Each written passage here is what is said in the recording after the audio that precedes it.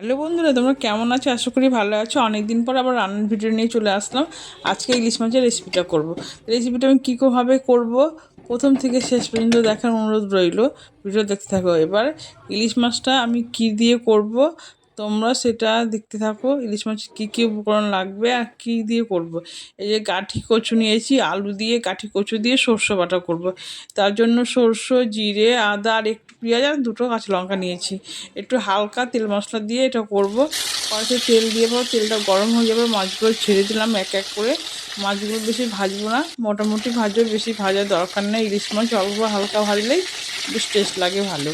তো দেখতে পাচ্ছ মাছটা ছিল 350 ওজনের মাছ। তো বেশি পিস করিনি, অল্প করেছি, মোটা করেছি, কারণ আমরা 3 জনের মানুষের আমাদের হয়ে যাবে। তো মাছটা ভাজা হয়ে গেল, লাল লাল বেশ ভাজা হয়ে গেল মাছটা, দেখতে পাচ্ছ। এই যে খুব লাল লাল না, হালকা হালকা। এবার মাছ ভাজা তেলের মধ্যে জিরা আর শুকনো লঙ্কা ফোড়ন দিয়ে দিলাম। ফোড়ন দেওয়ার পরে এবার প্রথমে দিয়ে দেবো আমি আলুটা। এই যে এবার দেখতে ধোঁয়া উঠছে, এবার আলুটা আমি দিয়ে দিলাম।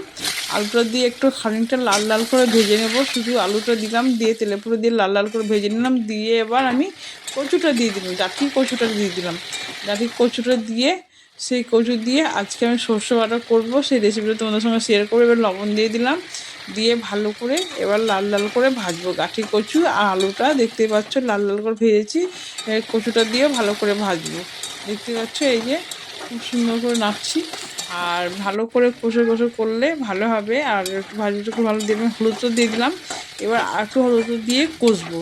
দিয়ে এবার মশলার বাটা যেটা পেস্ট করা আছে সরষে জিরে, সেই মশলাটা আমি দিয়ে দিলাম। অল্প তেল মশলা দিয়ে করবো। ইলিশ মাছে বেশি মানে তেল মশলা দিলে খুব ভালো লাগবে না, হালকা তেল মশলাতে খুব সুন্দর লাগবে। এর মশলা দিয়ে ভালো করে কষে নিচ্ছি, দেখতে পাচ্ছ। আজকে আমি কোনো চিনি দেবো না, কাঁচা লঙ্কার তরকারি করবো। দেখবে কালারটা খুব খারাপ হবে না, মোটামুটি ভালো হবে। দেখতে পাচ্ছ কড়াই থেকে তেল ছেড়ে যাচ্ছে, কষা হয়ে গেছে। এবার আমি জল দিয়ে দিলাম। এবার জলটা দিয়ে একটু বেশি করে জল দিলাম, কেন গাঠি কচু আছে, আলু আছে, সেদ্ধ হবে, ওই জন্য ফুটবে। দিয়ে মাথাটা দিয়ে দিলাম, ইলিশ মাছের মাথাটা দিয়ে ভালো করে ফুটছে। এবার আলুটা যখন সেদ্ধ হয়ে যাবে তখন মাছ ভাজাটা দিয়ে দিলাম। এই মাছ ভাজাটা দিয়ে দিলাম, দেখতেই পাচ্ছ। এবার টপক করে ঝোলটা ফুটছে, একটু নেড়ে দিলাম। নেড়ে দেওয়ার পর একটু হবে, একটু পাতলা ঝোল করব, খুব ঝোল করব না। দেখতে পাচ্ছ এবার ফুটে গেছে, খুব সুন্দর একটা কালার হয়ে গেছে। আর সর্ষে বাটাতে একটু নামানোর আগে কাঁচা সর্ষের তেল দিলে টেস্টি হয় খেতে, সেই জন্য আমি সর্ষের তেল দিলাম।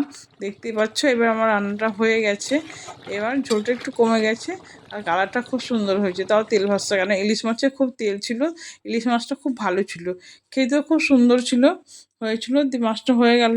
এবার একটা বাটিতে তুলে দেখাই, দেখতে পাচ্ছ ঝোলটা কতটা পাতলা হয়ে গেছে। একদম পাতলা করেছি, বেশি তেল মশলা দিইনি, হালকা তেল মশলা দিয়ে আজকে রেসিপিটা করেছি। তোমাদের রেসিপিটা কেমন লাগলো অবশ্যই কমেন্টে জানাবে। ভালো লাগলে লাইক শেয়ার কমেন্ট করবে। আর ইউটিউব থেকে দেখলে আমার চ্যানেলটা সাবস্ক্রাইব করবে। টাটা বন্ধুরা।